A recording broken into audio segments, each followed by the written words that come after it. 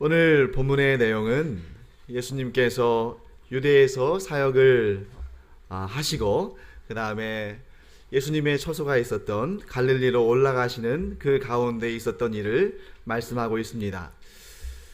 이 당시, 지금으로부터 2000년 전이죠. 이 당시에 요단강 서편의 이 팔레스타인 지역은 크게 세 부분으로 나뉘었습니다. 물론 많은 도시들이 있었습니다만 크게 나눠보면 남부와 중부와 북부로 나눌 수가 있습니다. 그래서 그 남부 땅을 유대 땅이라고 불렀고 그 중부는 사마리아 땅, 그리고 북부는 갈릴리 땅으로 구분이 되었습니다. 예수님께서 남부인 유대에서 사역을 하시고 북부인 갈릴리 땅으로 올라가시는데, 당연히 우리가 상식적으로 생각해도 남부에서 북부로 올라가려면 중부 땅을 가로질러 가면 시간이나 경비나 수고를 훨씬 덜 수가 있습니다. 그런데 이 당시에 유대인들은 북쪽에 있는 갈릴리 땅으로 올라가려 하더라도 중부에 있는 사마리아 땅을 통하여 가지 않고 일부러 삥 둘러서 시간도 더 많이 걸리고 경비도 수고도 더 많이 드는 이런 일을 했습니다. 왜 그랬을까? 유대인들은 사마리아 땅으로 들어가는 것 자체를 굉장히 부정한 일로 여겼습니다. 뿐만 아니라 사마리아 사람들을 만나는 일도 부정한 일로 여겼습니다. 그렇기 때문에 하나님께서 부정한 것을 그만 그 정결 규례에 대한 그러한 그들만의 법칙으로 이 가나안 지역의 사마리아 땅을 거치지 않는 이러한 것이 그들의 풍습이 되었습니다. 여러분과 제가 잘 알다시피 예수님은 이 땅에 몸을 가지고 오셨습니다. 그렇기 때문에 예수님도 혈통이 있으셨죠. 예수님은 혈통상 어떤 족속이었습니까? 유대인이었죠. 유대 족속입니다. 그렇기 때문에 예수님 역시 이 사마리아 땅과 그 땅 사람들에 대한 이런 선입관, 이런 문화들을 보고 들으며 사셨습니다. 또한 예수님께서 이 가나안 땅으로 들어가신다는 것은 그의 동족인 유대인들로부터 공격과 비난과 핍박을 받을 수 있는 그런 위험한 일이었습니다. 하지만 예수님께서는 그러한 위험과 핍박을 아시면서도 일부러 그 땅으로 들어가신 것을 우리가 봅니다. 그 이유는 이 사마리아 땅에도 복음이 선포되고 하나님의 나라가 그곳에도 확장되기를 원하셨기 때문입니다. 사랑하는 성도 여러분, 이 세상 그 어느 곳에도 복음이 들어갈 수 없는 그러한 철저한 저주와 증오의 땅은 존재하지 않습니다. 우리 마음속에 그런 분열과 갈등과 또 판단과 또 증오와 이런 것들이 있을 수는 있지만, 그러나 그럼에도 불구하고 하나님의 나라는 그러한 저주스러운 땅, 인간들이 보기에 저주스럽고 증오가 가득한 땅에도 하나님의 복음은 선포되어야 되고 그리스도의 발자취는 그것으로도 나아가는 줄로 믿습니다. 그런데 왜 유대인들이 그토록 사마리아인들을 싫어하고 증오했을까? 우리가 한번 살펴봐야 할 텐데요. 사마리아인들과 유대인들 사이에 이 뿌리 깊은 반목과 불화와 이러한 증오심은 아주 깊은 역사를 가지고 있습니다. 그들 사이에 이 뿌리 깊은 갈등과 반목에 대해서 알아보려면 오늘 이 본문 가운데 예수님과 이 사마리아 여인과의 만남 이 시점으로부터도 무려 1000년이나 더 거슬러 올라가야 됩니다. 지금 오늘 본문이 말씀하시는 내용이 대략 지금으로부터 2000년 전의 역사이기 때문에 오늘로부터 우리가 거의 한 3000년 가까이 이전으로 역사의 시계를 돌려야 됩니다. 그럼 이스라엘의 전성기를 마련한 왕은 아무래도 다윗 왕일 것입니다.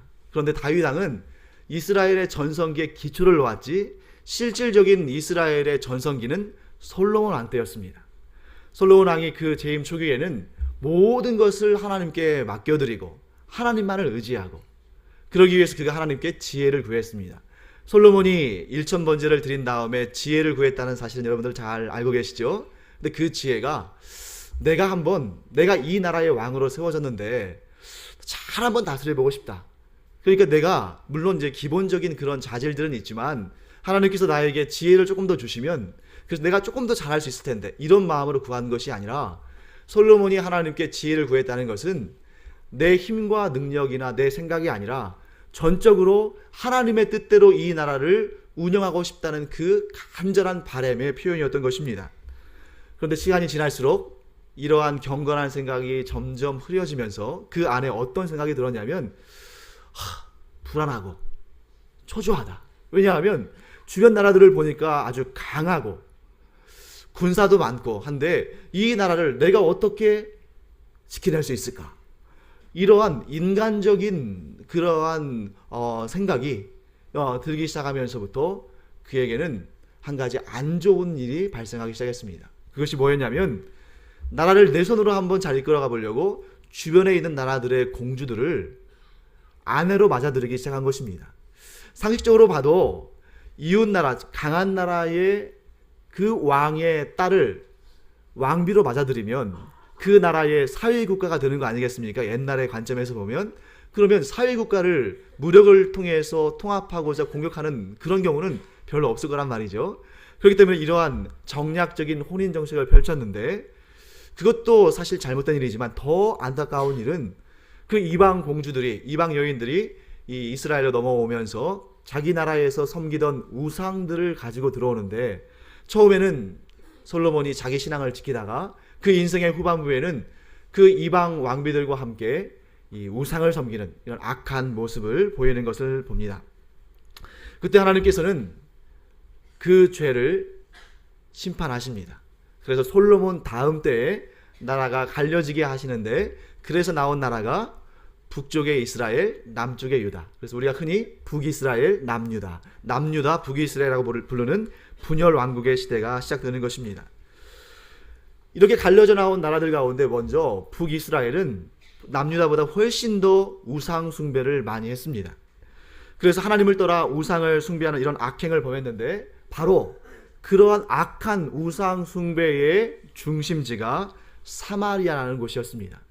하나님은 이 사마리아의 악행을 그냥 그대로 두고 보지는 않으셨습니다.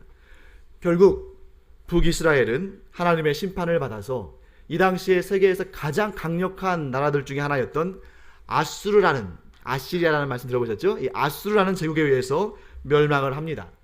그것이 주전 722년, 즉 주님께서 이 땅에 성육신하시기 722년의 일입니다. 그때 아수르의 왕은 이 북이스라엘이 다시는 재기하지 못하도록, 독립을 꿈꾸지 못하도록 이 아수르 제국 내에 있는 다양한 지역에서 사람들을 강제로 끌어다가 이 북이스라엘, 특별히 이 사마리아 지역에 거주하게 했습니다. 그 목적은 무엇입니까? 이들이 섞이게 하는 것이죠.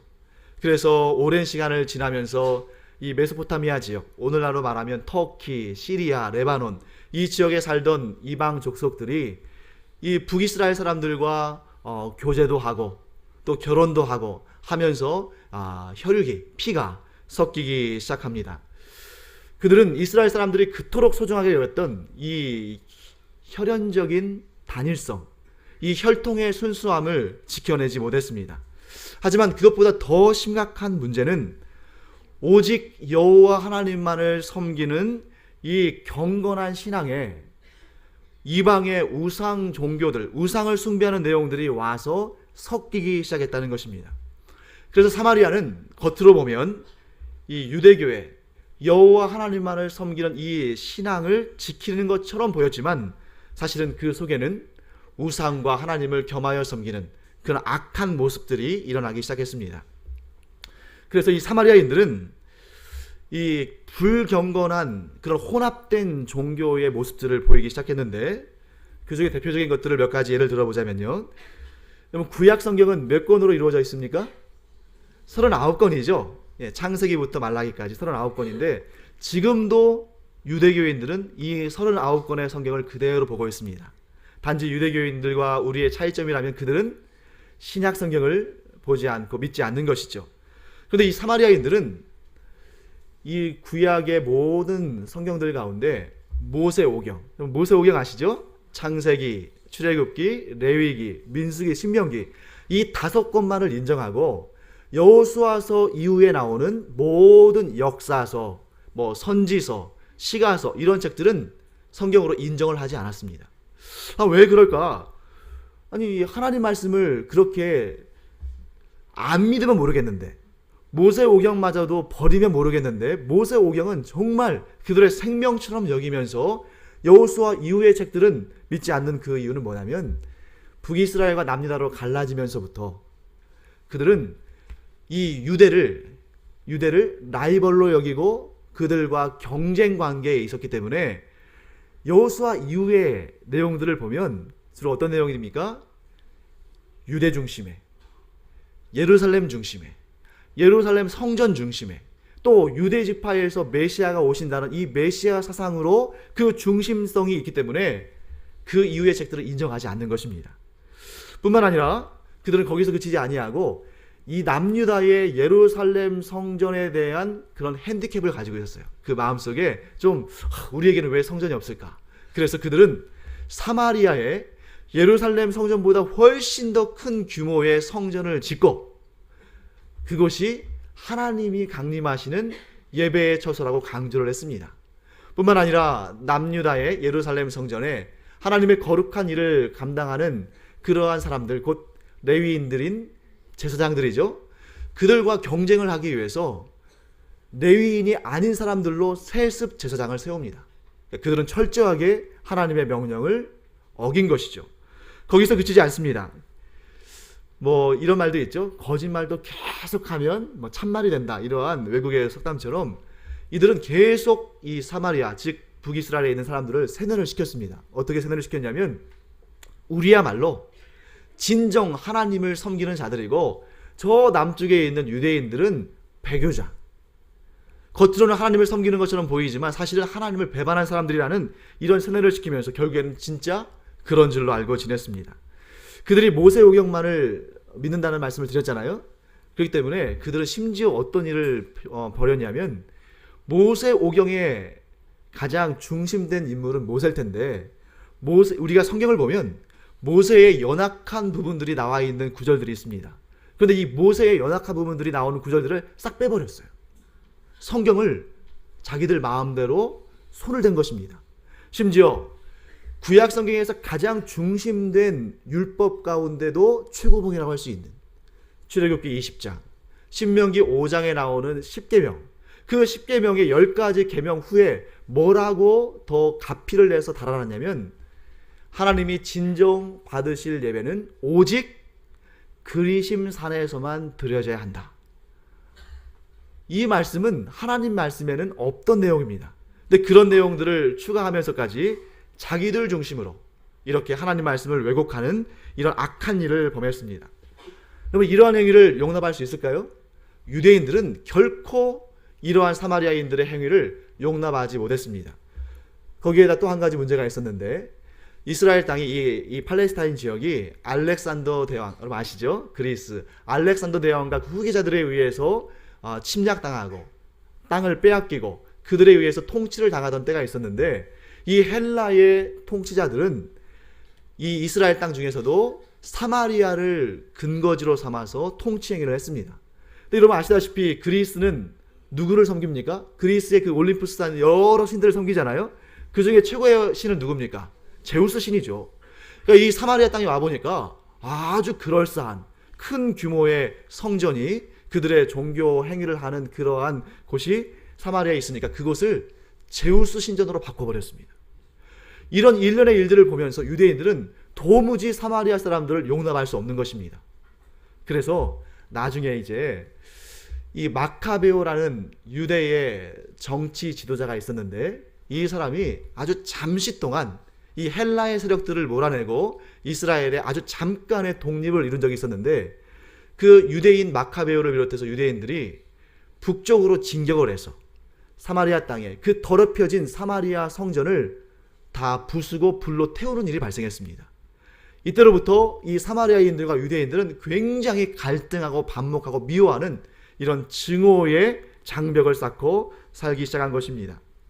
바로 오늘 본문은 그와 같은 배경이 계속되는 상황 가운데 이루어진 것입니다. 그래서 이 사마리아 여인이 유대인인 당신이 왜 내게 물을 달라 하느냐 하고 이렇게 말하는 이유도 바로 이런 역사적인 배경을 가지고 있습니다. 자, 그때 예수님은 이 사마리아 여인을 일부러 만나러 오신 것입니다. 유대인들이 보기에 가장 저주받은 땅, 그런데 그 저주받은 땅이라고 여겨지는 그 사마리아 가운데서도 가장 저주받고 가장 어떻게 보면 모든 사람들의 손가락질 받는 이런 여인을 예수님께서 일부러 만나러 오신 것입니다. 사랑하는 성도 여러분, 이 가운데 혹시 참 나는 하나님께 나올 만한 사람이 되지 못한다, 나 같은 사람이 이 교회에 나오면 참 이 교회의 거룩함을 더럽힐 만한데 설마 하나님께서 아무리 인자와 긍휼이 크시다 할지라도 나 같은 자를 받아주실까 하는 그런 마음이, 그런 생각을 가지고 계신 분이 계시다면 이 시간 그런 마음 버리시기를 간절히 축원합니다. 왜냐하면 예수님은 어떻게 보면 이 사마리아 여인은 이 당시에 가장 저주받은 사람이라고 여겨지는 여인입니다. 그 여인을 만나기 위해서 온갖 어려움과 힘든 일들과 심지어 동족의 핍박과 미움을 다 감당할 각오를 하시고 이 땅에 오셔서 이 여인을 만나 주신 것입니다. 그런데 이 여인은 예수님이 아직 누군지를 잘 모르고 있습니다. 예수님께서 이 여인에게 말씀하십니다. 내가 너에게 생수를 주겠다. 그런데 이 생수는 영원토록 갈증이 나지 않게 만드는 생수다. 이 여인은 자기 자신을 돌아봤습니다. 이 여인이 지금 한낮, 정오, 뙤약볕 밑에 물을 떠러 온 겁니다. 왜 이 시간에 물을 떠러 왔을까요? 그 시간이야말로 사람들이 가장 없는 시간인 것이거든요. 반사막 지역인 이 지역에서는 대낮에 돌아다니는 것은 굉장히 힘든 일입니다. 그런데 이 여인이 이 한낮에 물을 들어온 것은 사실 그 안에는 어떤 생각이 있냐면 살인적인 그 뙤약볕보다 사람들의 시선과 눈총이 더 무서운 겁니다. 그런 상태에서 이 여인이 이 자기 앞에 있는 분이 마시면 영원토록 갈증나지 않는 물을 주겠다고 하실 때 귀가 번쩍 뜨이는 겁니다. 왜? 사람들의 눈총을 피해서 힘들게 야곱의 우물에 와서 물을 길렀는데 그 물을 마시고 이제 갈증이 안 나면 좋겠는데 조금 시간이 지나면 또 갈증이 나고 하루가 지나면 또 갈증이 나고 그 다음날 또 물을 뜨러 온다면 그때마다 사람의 눈치를 피해서 이렇게 살금살금 와서 물을 떠야 되는데 얼마나 고통스럽습니까? 그래서 주님, 저에게 그렇게 한 번 마시면 갈증을 완전히 해결할 만한 그런 물을 주셔서 나로 하여금 여기로 물 들어오지 않게 해주십시오. 제가 이곳으로 물 들어오는 일이 너무나 괴롭습니다 하고 이야기하는 것입니다. 그런데 예수님이 주시고자 하시는 물은 그렇게 마셔서 목의 갈증을 해결하는 그런 물이 아니었죠. 그런데 아직 이 여인은 예수님을 잘 모르고 있기 때문에 예수님은 이 여인이, 즉 이 여인에게 채워주시고자 하는 그것이 마시는 물이 아니라 다른 것임을 알려주시기 위해서 이렇게 말씀하십니다. 너의 남편을 데려와라. 남편을 데려오는 것과 물하고 무슨 상관이 있겠습니까? 그런데 예수님은 이 여인이 진정으로 갈급해하는 것이 무엇인지를 스스로 알게 하시기를 원하셨습니다. 여러분, 남편을 데려오고 데려오지 않고는 사실 중요한 문제가 아닙니다. 이 여인에게 있어서 남편은 뭐냐면 채워지지 않는 공허함을 채우고자 했던 수단과 방법이었습니다. 오늘날과 같이 자유분방한 시대에도 5번, 6번씩 결혼하는 사람은 거의 없을 겁니다. 그래서 지금으로부터 3000년 전에, 그래도 이 당시에는 이 남녀 간에 결혼이라는 제도를 굉장히 중시했던 때인데 이 시대에 5명이나 남편이 있었고 지금도 같이 사는 사람이 있습니다. 그러나 남편은 아닌, 참 굉장히 묘한 관계죠. 아마도 동거를 하지 않았나 싶습니다. 만일 여러분, 이 여인이 첫 번째 남편을 만났는데 만족을 했습니다. 그러면 이 남편이 이 남편과 사별을 했건 이별을 했건 두 번째 남편은 필요가 없을 겁니다. 마찬가지로 두 번째 남편을 만났을 때 첫 번째 남편과는 실패를 했지만 이 두 번째 남편이 나에게 참된 만족을 줬다면 그 여인에게는 세 번째 남편은 필요 없었을 것입니다. 5번이나 남편이 있었고 또 지금도 누군가와 함께 산다면 이 여인의 그 공허함을 아무도 채워주지 못했다는 것입니다. 사랑하는 성도 여러분, 남편을 5이나 두고 지금도 누군가 동거하는 여인을 우리가 함부로 손가락질할 수 있을까요?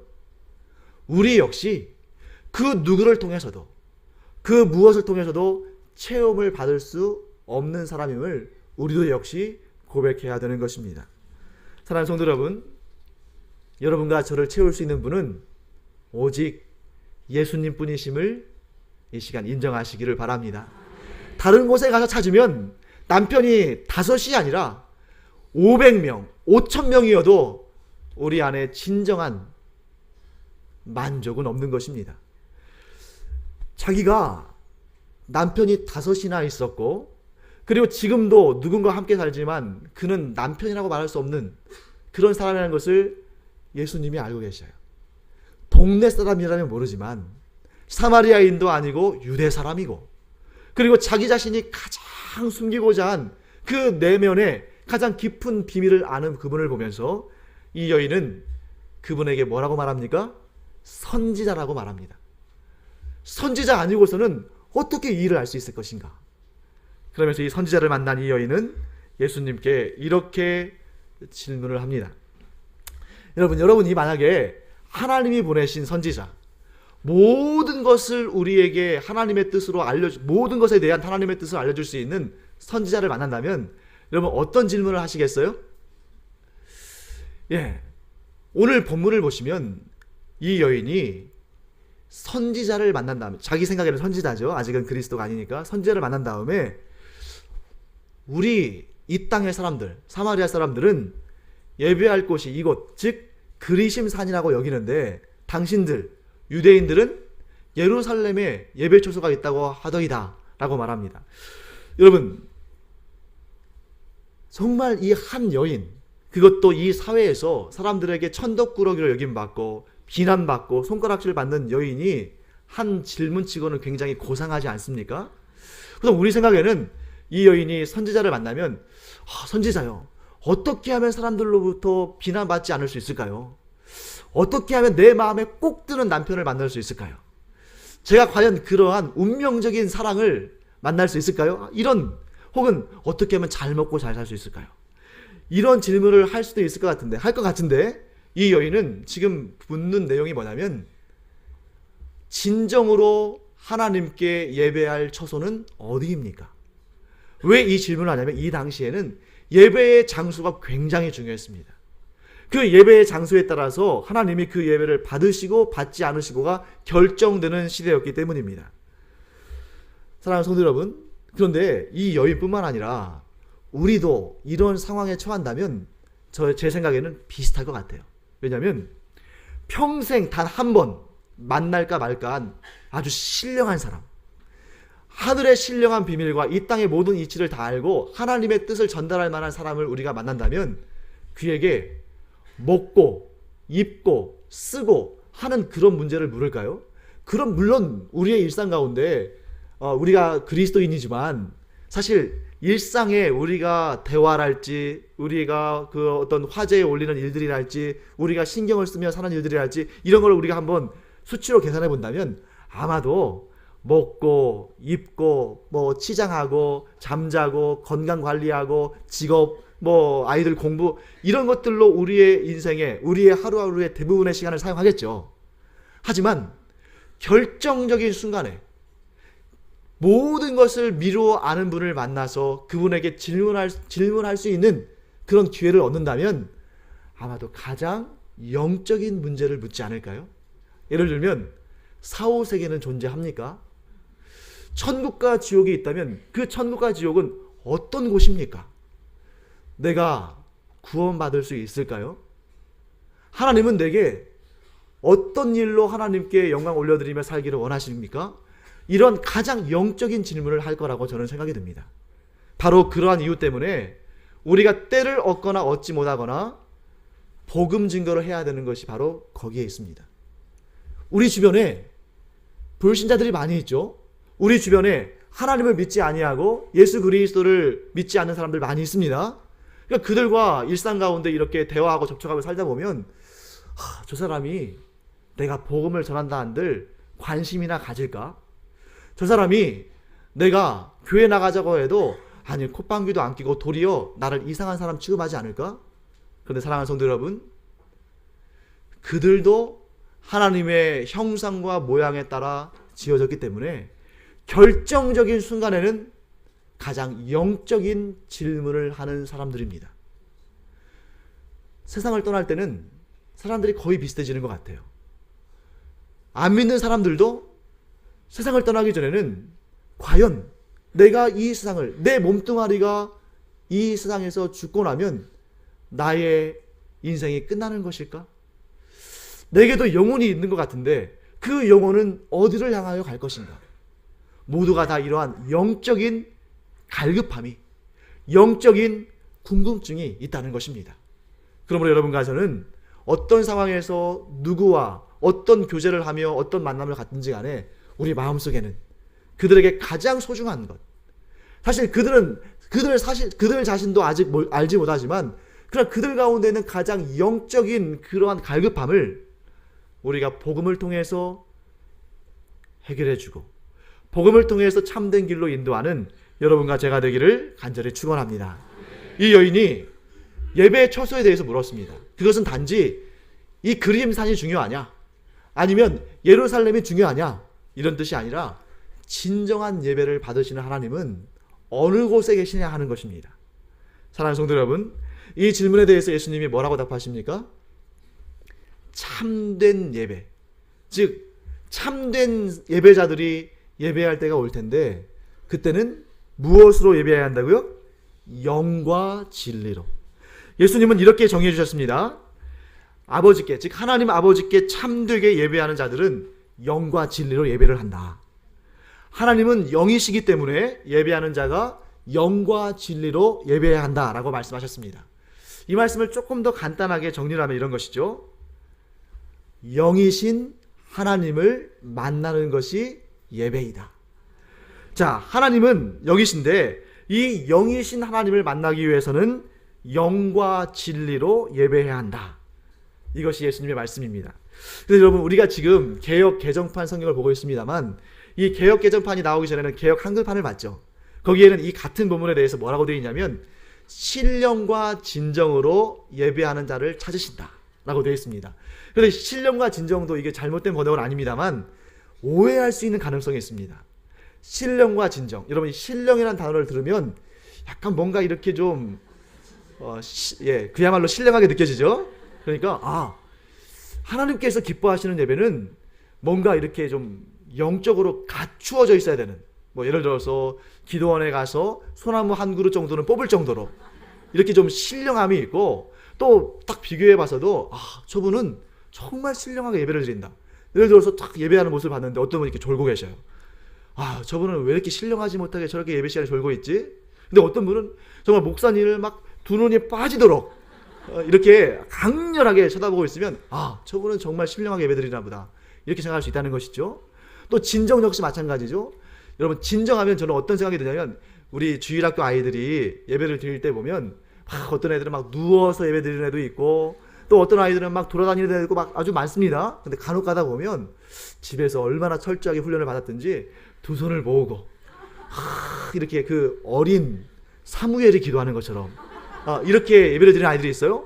정말 진정으로 예배를 드리는구나, 이런 말이 절로 나옵니다만 영과 진리는 그러한 태도와 자세를 의미하는 것이 아닙니다. 여기에서 영과 진리가 뭘 의미하는지를 우리가 알려면, 물론 여러분 제가 그렇다고 해서 우리가 예배하러 나올 때 준비가 안 되어 있는 상태로 나온다, 혹은 예배를 드릴 때에 위선이 아닌 진정한 이런 마음가짐으로, 몸가짐으로 예배를 드리는 것이 이것이 중요한 것이 아니다, 이런 말씀을 드리는 것이 아니라 그 본 의미를 파악해 봐야 되는데, 영과 진리로 예배를 드린다 할 때 이 영에 대해서 한번 살펴보겠습니다. 여러분, 영과 진리로 예배를 드린다고 할 때 이 영이 사람의 영일까요? 여러분과 제가 영혼을 가지고 있잖아요. 영을 가지고 있죠? 이 사람의 영을 의미할까요? 그렇지가 않다는 것입니다. 왜냐하면 모든 사람은 죄로 말미암아 더럽혀졌기 때문에 자기 스스로, 그것이 영이든 몸이든 자기 스스로 하나님 앞에 나올 수 있는 자는 아무도 없습니다. 그래서 이 구약 시대의 사람들은 하나님을 뵙는다고 할 때, 하나님께서 나타나신다고 할 때, 하나님께서 임재하신다고 할 때 두려워 떨었습니다. 왜요? 죄를 가진 인간이 하나님 앞에 설 때에는 무엇밖에? 죽음밖에는 그 결과가 나오는 것이 없기 때문에 다 무서워 떨었어요. 오늘날 우리도 마찬가지입니다. 죄를 가진 우리가 우리의 영으로부터 출발해서 하나님을 만날 수는 없는 것입니다. 그러므로 여기에서 영과 진리라고 말씀하실 때 이 영은 사람의 영이 아닙니다. 진리 역시 마찬가지입니다. 여러분, 진리는 무엇입니까? 편치 않는 것이죠. 편하는 것이 어떻게 진리일 수 있겠습니까? 여러분, 우리가 학교를 다닐 때 수학 공식도 배우고 그 다음에 과학도 배우고 합니다. 과학의 이론들, 수학의 공식들, 진리입니까? 진리가 아닙니까? 만약에 그런 것들이 진리라면 오늘날 수학자들과 과학자들은 다 굶어 죽어요. 왜 그렇습니까? 이전의 공식에 잘못된 것을 이렇게 고치고 새롭게 또 자기들이 보기에 온당하다고 생각하는 것들을 만들어내고, 이전에 과학이 밝혔던 것들이 잘못된 것들을 알아내고 그것을 보다 온전하게 보다 또 정확하게 만들어내는 이런 과학자들이 물어보세요. 지금 그들이 만들어 놓은 가장 확실하다고 여기는 공식과 이론들도 진리는 아닙니다. 언젠가는 수정되고 언젠가는 바뀔 거예요. 그렇기 때문에 진리는 영원토록 변하지 않는 것입니다. 여러분, 인간 안에 영원토록 변하지 않는 진리가 있습니까? 없습니까? 인간 안에는 없어요. 그러므로 영과 진리로 예배를 한다는 것은 사람에게서 출발할 수 없는 것입니다. 영과 진리는 곧 하나님께만 속한 것이고, 예배를 받으실 하나님께서 그 영과 진리로 예배를 받기 위해서 이 땅에 보내신 그분은 오직 예수 그리스도입니다. 그렇기 때문에 여러분과 제가 지금 이 영과 진리로 드리는 예배가 무엇인가 라고 질문할 때는 반드시 그 영과 진리는 곧 예수 그리스도요.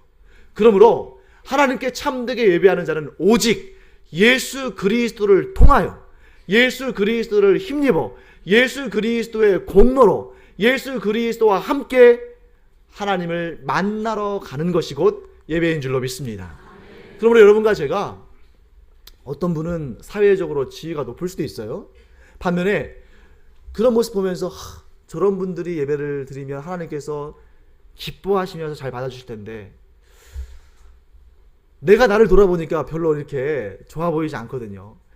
내가 드리는 예배는 하나님께서 좀 안 받아주시지 않으실까? 또 어떤 경우는 이런 경우가 있습니다. 이 예배가 나와 내 가족들이 드릴 때에는 그것은 차마 예배라고 할 수 없는데 정말 위대한 사제, 정말 온 세상으로부터 존경받고 또 그 권위를 인정받는 사제, 즉 그런 성직자가 인도하는 예배는 정말 영감이 넘치고 은혜가 넘치고 하나님께서 그 예배를 받아주실 것이다. 그 웅장한 그 멋진 건물 안에서 정말 세상에서 가장 아름다운 소리를 뽐내는 그러한 연주에 맞춰서, 그리고 그 화려한, 정말 그 옷만 봐도 정말 저것이 바로 천국의 모습이구나 싶은 그러한 옷을 입은 사제에 의해서 이끌어지는 예배는 하나님이 받으시고, 저 골방에서 혹은 감옥에서 아무도 보는 사람 없는 곳에서 그냥 예배드리는 그것은 예배가 아니다. 사랑하는 성도 여러분, 예배는 형식과 외모로 드리는 것이 아니라 오직 예수 그리스도를 통해서 드려지는 것인 줄로 믿습니다. 그렇기 때문에 단 한 명이, 그것도 감옥이라 할지라도, 그것이라 할지라도 예수 그리스도를 의지하여, 예수 그리스도를 힘입어, 예수 그리스도의 그 구원의 은총을 믿음으로 말미암아 드리면 그 예배 현장에서 하나님을 만나지만, 아무리 멋진 공간에서, 아무리 훌륭한 사제의 인도에 따라, 아무리 아름답고 복된 그러한 프로그램들을 통해서 예배를 드린다 할지라도 그 수많은 사람들 가운데 자신이 예수 그리스도를 구주로 영접하지 않았다면, 내 공로와 내 뜻을 따라 예배하고 예수 그리스도는 그 예배 가운데 있지 않다면 그 예배는 예배가 아니고 하나님을 만날 수 없는 것입니다. 사랑하는 성도 여러분, 그러므로 여러분과 제가 이제 지금까지도 그러하셨겠습니다만 앞으로도 계속적으로 오직 예수 그리스도를 통해서 나의 공로나 나의 깨달음이나 나의 직책이나 나의 사회적인 그런 환경이나 이런 것을 통해서 예배의 자리로 나와서 이 예배는 하나님께서 받아주실 것이라고 착각하는 것이 아니라 오직 예수 그리스도를 통해서 주님만을 의지하고 예수 그리스도만을 드러내며 예수 그리스도만을 향하며 예배하는 여러분과 제가 되기를 간절히 축원합니다.